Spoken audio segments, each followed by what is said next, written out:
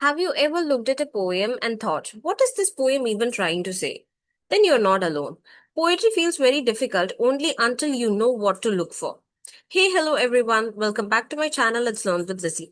I'm going to show you a very simple but powerful method that can help you read any poem confidently, even if you have never seen it before. By the end of this video, you will learn how to understand poems quickly, how to identify themes in literary devices, how to write high scoring, bold answers, and how to stop overthinking poetry forever. Keep a notebook nearby because this video is going to change the way you analyze poems. And while watching, comment below what is the hardest part of poetry for you: understanding meanings, finding literary devices, or writing answers. Let's begin. The biggest mistake students make is that they just jump straight to literary devices. No, before identifying metaphors and symbolism, ask yourself, what is happening? Read the poem once, then read it again. Poetry reveals itself slowly.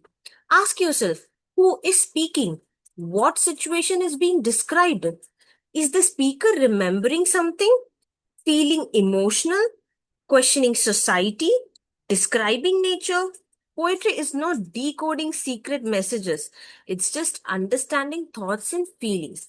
For exam hack, if you understand the basic meaning first, you automatically improve theme, tone, and device answers. Now, for instance, take any poem you know. Write one sentence. What is happening here? That's your starting point. Never jump to literary devices first. Meaning comes first. Now we move deeper. Meaning tells us what? Theme tells us why. Ask yourself, what larger idea does this poem explore? Some common themes are nature and beauty, life and death, courage and struggle, freedom and identity, childhood and memories, social issues.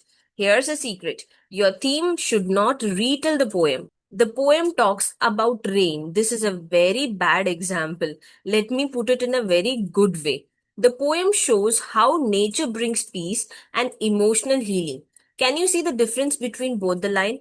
In the first line, I was just retelling the summary. The poem talks about rain. Whereas in the next one, the poem shows how nature brings peace and emotional healing. I talk about the theme. The theme is equivalent to message plus bigger meaning put together. Comment any one theme from your favorite poem. Let me check whether you have clearly understood the concept of theme after seeing the slide. Now let's break the poem stanza by stanza. Poetry becomes easy when you stop seeing it as one big block. Break it one stanza at a time. For each stanza, ask what happened, what emotions appear, what image stand out, what changed. Think of stanzas as chapters inside a story. This technique is especially powerful for extract questions, long answers, detailed analysis.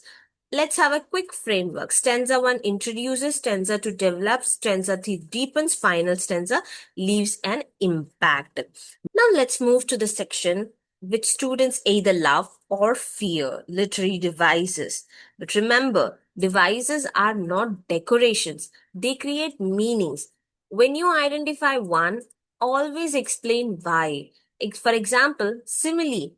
It creates comparison. Metaphor, it adds deeper meaning. Personification creates emotional connection by giving human life qualities to non-human things. Alliteration, the repetition of the initial consonant sound. Imagery, which focuses on sensory description. Repetition is used to emphasize a concept or a word in a poem. And symbolism adds hidden layers. It adds deeper meaning to the poem by symbolizing anything with a concept. Never write, this is a metaphor. Instead, say, this metaphor suggests that one extra sentence can improve marks in your exam. For a quick practice, why don't you comment what device appears in this sentence? The moon smiled at the sleeping city. Let me repeat it once again. What device is used in the sentence? The moon smiled at the sleeping city. Answer in the comment section. Now let us move on to the tone and the mood of the poem. Students confuse these all the time. Easy trick. Remember that tone is poet's attitude, whereas mood is reader's feeling. The feeling which is created by the reader is mood. For example, if a poet writes sadly, then the tone is melancholic, and the reader feels reflective, then the mood is reflective mood. Common tones used in the poem can be like hopeful, joyful, critical, reflective, melancholic. Always support these words with the text evidences because they will add standard to your answers. Ask which words create this feeling. Then, poetry is painting with words. Look for visual imagery, auditory imagery, emotional imagery. Ask yourself, what can I see? What can I hear? Feel. Great imagery turns readers into participants. Close your eyes, read one stanza. What appeared in your mind? This is imagery working. It explains how they make the poem vivid. Then moving on to the purpose. Board exam loves this question.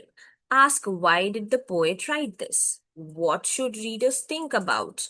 Learn, feel, remember. The message doesn't need to be dramatic. Sometimes poems simply remind us to slow down, observe, appreciate, reflect. Your answer should sound thoughtful, not moralistic. Now, moving on to the title of the poem. One underrated exam strategy. Analyze the title. Titles are clues. Ask why this title? What exception does it create? Does its meaning change after reading?